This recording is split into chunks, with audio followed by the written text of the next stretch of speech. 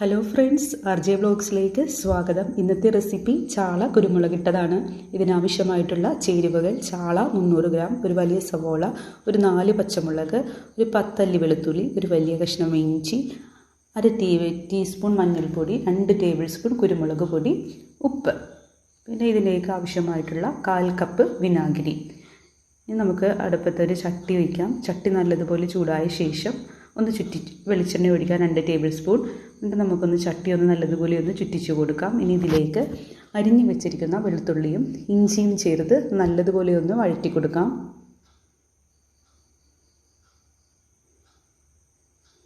അങ്ങനെ ഇഞ്ചിയും വെളുത്തുള്ളിയും നന്നായി വഴന്ന് വന്നിട്ടുണ്ട്. ഇനി ഇതിലേക്ക് അരിഞ്ഞു വെച്ചിരിക്കുന്ന സവാളയും പച്ചമുളകും വേപ്പിലയും ചേർക്കാം. എൻ്റെ കയ്യിൽ വേപ്പിലില്ലായിരുന്നു, അതാണ് ഞാൻ ചേർക്കാഞ്ഞത്. നല്ലതുപോലെ വഴറ്റി കൊടുക്കാം. ഇനി ഈ കറിയിലേക്ക് നമ്മൾ കുരുമുളക് പൊടിയാണ് ചേർക്കുന്നത്, മുളക് പൊടിയൊന്നും ചേർക്കുന്നില്ല. നമ്മുടെ സവാളയൊക്കെ നല്ലതുപോലെ വഴന്ന് വന്നിട്ടുണ്ട്. ഇനി ഇതിലേക്കുള്ള പൊടികൾ ചേർക്കാം. അര ടീസ്പൂൺ മഞ്ഞൾപ്പൊടി ചേർത്ത് നല്ലതുപോലെ വഴറ്റാം. നല്ലതുപോലെ വഴന്നു വന്നതിന് ശേഷം കുരുമുളക് പൊടിയും ചേർക്കാം. കുരുമുളക് പൊടിയും ചേർത്ത് നല്ലതുപോലെ വഴറ്റിയെടുക്കാം.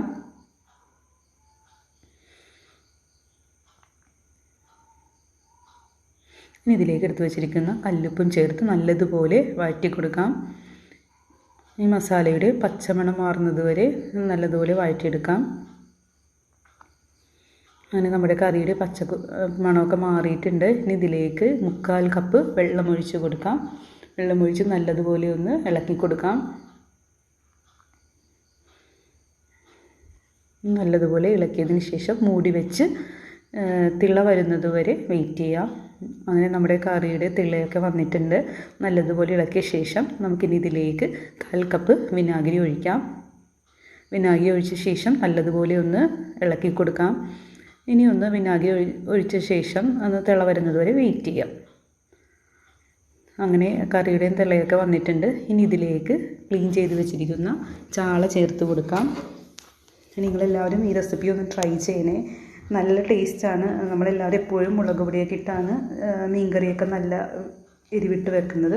പക്ഷേ ഈ റെസിപ്പി നിങ്ങളൊന്ന് ട്രൈ ചെയ്ത് നോക്കി. വ്യത്യസ്തമായൊരു രുചിയാണ്. നിങ്ങൾക്കെല്ലാവർക്കും ഇഷ്ടപ്പെടും. വീണ്ടും വീണ്ടും കഴിക്കാനും തോന്നും.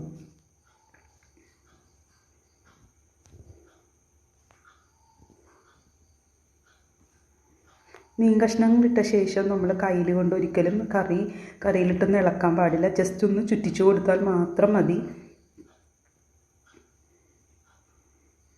കയ്യിലിടുകയാണെങ്കിൽ നമ്മുടെ മീനിൻ്റെ കഷ്ണങ്ങളൊക്കെ പൊട്ടിപ്പോകും. അതുകൊണ്ട് ജസ്റ്റ് ഒന്ന് ചുറ്റിച്ചു കൊടുത്താൽ മതി. ഇനി നമുക്കിത് മൂടി വയ്ക്കാം.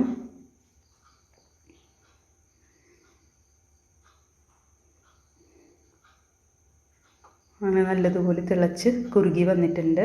ഒന്നും കൂടി ചുറ്റിച്ചു കൊടുക്കാം. ഇനി കറിയുടെ എണ്ണ തെളിയുന്നത് വരെ വെയിറ്റ് ചെയ്യാം. ചട്ടി മൂടി വയ്ക്കാം. അങ്ങനെ നമ്മുടെ രുചികരമായ മത്തി കുരുമുളകിട്ടത് ഇവിടെ റെഡി ആയിട്ടുണ്ട്. നിങ്ങളെല്ലാവരും ഈ റെസിപ്പി ട്രൈ ചെയ്ത് നോക്കണേ. താങ്ക്